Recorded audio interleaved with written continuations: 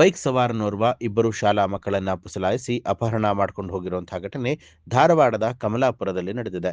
ಧಾರವಾಡದ ಮುರುಘಾ ಮಠದ ಹತ್ತಿರದ ಲಕ್ಷ್ಮಿ ಮತ್ತು ಮಾಳಾಪುರದ ತನ್ವೀರ್ ಅನ್ನುವಂತಹ ಮಕ್ಕಳನ್ನ ಆರೋಪಿ ಕರೀಂ ಮೇಸ್ತ್ರಿ ಅಪಹರಿಸಿದ್ದಾನೆ.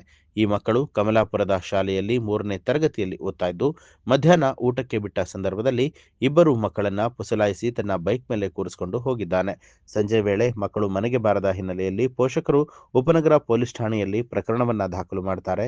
ತನಿಖೆ ಕೈಗೊಂಡ ಪೊಲೀಸರು ಸ್ಥಳೀಯ ಸಿಸಿಟಿವಿ ಕ್ಯಾಮೆರಾಗಳನ್ನ ಪರಿಶೀಲನೆ ನಡೆಸಿದಾಗ ಬೈಕ್ ಸವಾರನೋರ್ವ ಇಬ್ಬರು ಮಕ್ಕಳನ್ನ ಅಪಹರಿಸಿಕೊಂಡು ಹೋಗಿರುವಂತಹ ದೃಶ್ಯ ಸ್ಪಷ್ಟವಾಗಿ ಕಂಡುಬಂದಿದ್ದು, ಆರೋಪಿ ಕರೀಂ ಮೇಸ್ತ್ರಿಯನ್ನ ಬಂಧಿಸಿದ ಪೊಲೀಸರು ಇಬ್ಬರು ಮಕ್ಕಳನ್ನ ರಕ್ಷಣೆ ಮಾಡಿದ್ದಾರೆ.